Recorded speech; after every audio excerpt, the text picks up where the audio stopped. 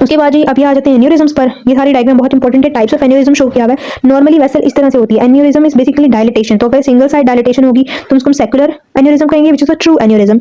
अगर दोनों साइड से होगी तो फ्यूसिफॉर्म शेप हो जाएगी वो, ठीक है। और अगर डायलिटेशन पूरे वॉल की नहीं हो रही, ऐसा हो रहा है कि इंटिमा के अंदर कोई ब्रीच हो गया है, उसकी वजह से आपकी जो एक्स्ट्रा एडवेंटिशिया है या वेसल जो है वो आउटसाइड जो है वो कवर्ड है, ब्लड उसी के अंदर एक्यूमुलेट होने लग गया है, haematoma basically, it is basically haematoma, तो उसको हम कहेंगे फॉल्स एन्यूरिज्म। वो दिखेगा एन्यूरिज्म की तरह से बाहर से, लेकिन जब आप उसको देखेंगे तो वो ट्रू एन्यूरिज्म नहीं होगा। True aneurysm is like this, ठीक है। और डाइसेक्शन, एयोटिक डाइसेक्शन जिसको हम कहते हैं, उसमें क्या होता है कि इंटिमा और मीडिया, इनके दरमियान में कोई कनेक्शन बन जाता है जिसकी वजह से ब्लड जो है वो पूरा मीडिया के अंदर जमा होने लग जाता है, ठीक है। और इसको हम कहते हैं डाइसेक्ट हो गया मीडिया, तो इसको हम डाइसेक्शन कहते हैं due to any tear in intima, ठीक है। ये जो है आपके टाइप्स ऑफ एन्यूरिज्म्स हैं। This is another diagram which is showing cystic medial degeneration, cross section of aortic media. ये मीडिया है एयोटा का from a patient with Marfan syndrome. आपने देखा है कि इसमें जो नॉर्मली जो इलास्टिन फाइबर्स है ना वो इस तरह होने चाहिए थे।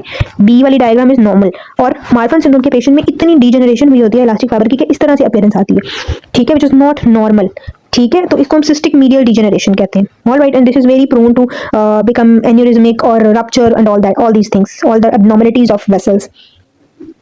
उसके बाद ये अब आपको रियल डायग्राम दिखाई हुई है स्पेसिमेन से। This is abdominal aortic aneurysm. ये आपको पॉइंट नजर आ रहा है जहां एब्डोमिनल एयोटा डिवाइड हो रहा है, ठीक है। तो ये एब्डोमिनल एयोटा के लेवल पर ये एन्यूरिज्म है, ठीक है। और ये white arrow is basically showing ruptured side के यहाँ पर रप्चर कर सकता है, ठीक है। सॉरी, यहाँ पर ये रप्चर कर चुका है, और ये वाला पूरा ओपन करके दिखाया हुआ है कि अंदर से कैसा था और फिर उसने रप्चर करके किस तरह से डिस्ट्रक्शन कर दी है, ठीक है। This is aortic dissection. अच्छा, यहाँ पर इतना बहुत अच्छा प्रोमिनेंट नहीं है, ठीक है। यू कैन सी अब ये आर्टरी की वॉल कितनी थिक हुई हुई है, और यहाँ साइड पर भी ब्लड एक्यूमुलेशन हुई हुई है, ये इन एरोस से दिखाई दे रहा है, ठीक है। So this is showing aortic dissection, जिसमें मीडिया के अंदर भी ब्लड जमा होने लगी। कैन यू सी, ये ल्यूमिन था और ब्लड जो है वो ल्यूमिन से सारा ये मीडिया के अंदर जो है वो जमा होने लग गया है, ठीक है। So this is dissection. इसकी डिस्क्रिप्शन भी आप पढ़ लीजिएगा पॉज करके। उसके बाद ये भी टाइप्स ऑफ अयोटिक डाइसेक्शन है, जिसमें ये भी पता होनी चाहिए। डिबेकीज टाइप 1, जिसमें आपकी थ्रू आउट अयोटा जहाँ से स्टार्ट होता है, ascending arch of aorta, descending aorta, सारे इन्वॉल्व होते हैं up to the bifurcation of aorta, ठीक है। जबकि डिबेकी टाइप 2 के अंदर सिर्फ असेंडिंग अयोटा इन्वॉल्व है, और डिबेकी टाइप 3 के अंदर सिर्फ डिसेंडिंग अयोटा इन्वॉल्व है, डिसेंडिंग थोरेसिक और एब्डोमिनल अयोटा इन्वॉल्व है, ठीक है। सो ये इनकी हम लोग ट्रीटमेंट, क्योंकि इनकी डिफरेंट होती है, उस बेसिस पर ये क्लासिफिकेशन सिग्निफिकेंट है। अदरवाइज जो है इसको हम बेसिकली ट्रीटमेंट के पॉइंट ऑफ व्यू से देखते हैं, और सर्जिकल रिमूवल या सर्जरीज की अगर होनी है तो उसमें बहुत इंपॉर्टेंट है, ठीक है। उसके बाद ये नेक्स्ट डायग्राम है, वैस्कुलाइटिस में से आ जाते हैं, ठीक है। ये जॉइंट सेल आर्टराइटिस है, इसकी भी डायग्राम एक बार आई है पार्ट पेपर में जॉइंट सेल की, ठीक है। तो इसको भी आपने देख लेना है। इसमें बेसिकली टेम्पोरल आर्टरी क्योंकि मोस्टली इन्वॉल्व होती है, तो ये टेम्पोरल आर्टरी दिखाई हुई है, ठीक है। और वो इलार्ज और टॉर्चुअस हो जाती है, ठीक है। और ये आपको दिखाया हुआ है कि किस तरह से इंटरनल इलास्टिक लेमिना ये पूरा था, यहाँ पर आकर वो ब्रीच हो गया है, ठीक है, ड्यू टू इन्फ्लेमेशन। और यहाँ पर भी इंटरनल इलास्टिक लेमिना की ब्रीचिंग दिखाई हुई है, और इसमें ट्यूमर, इसमें आपको जॉइंट सेल्स नजर आते हैं, इसी वजह से हम इसको जॉइंट सेल आर्टराइटिस कहते हैं, ओके। उसके बाद जी ये आपको दिखाई हुई है again Takayasu arteritis, which is basically a large artery arteritis.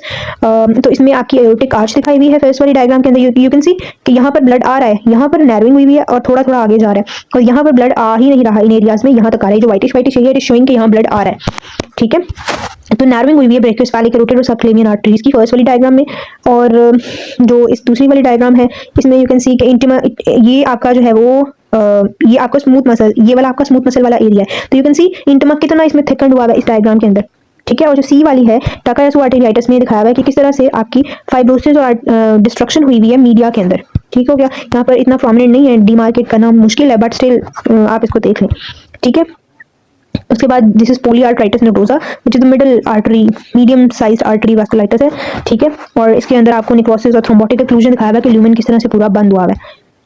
ये भी हिस्टोलॉजिकल डायग्राम है, इसमें ये वाली देख लीजिएगा, ये पल्मोनरी आर्टरी की दिखाया हुआ है। सी वाली डायग्राम के अंदर from a lung of a patient fetal granulomatosis with polyangiitis demonstrating large nodular centrally cavitating lesions along the course of arteries. ये लीजन जा रही होती है और इस तरह की नजर आती है ऑन योर ग्रॉस, ठीक है।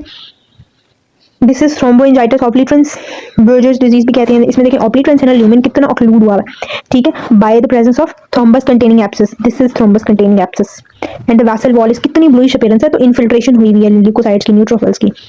अच्छा, this is blue peripheral discoloration of fingers toes, उसको हम कहते हैं रेनॉल्ड्स फिनोमेना, इसमें वो दिखाया हुआ है, ठीक है। ये डिजिटल आर्टरीज में जो डिजिटल फिंगर्स को डिजिट्स को सप्लाई करने वाली आर्टरीज होती है ना, उनके अंदर डिफरेंट पैथोलॉजीज की वजह से ये कंडीशन आती है। This is basically a tumour which is haemangioma. Haemangioma strawberry की तरह का होता है, रेडिश, बड़ा क्यूट सा टिपिकल इसकी अपीयरेंस होती है। So this is haemangioma, benign tumour है, ठीक है, बच्चों में होता है बेसिकली। और दूसरा जो है, इसकी दो टाइप्स होती हैं, कैपिलरी और कैवर्नस। ये वाला आपको कैपिलरी दिखाया हुआ है, ठीक है, ये उसकी हिस्टोलॉजिकल अपीयरेंस है। कैवर्नस है, लार्ज कैवर्नस साइनसेस बनते हैं इसके अंदर और इसकी अपीयरेंस ऐसी होती है, ठीक है।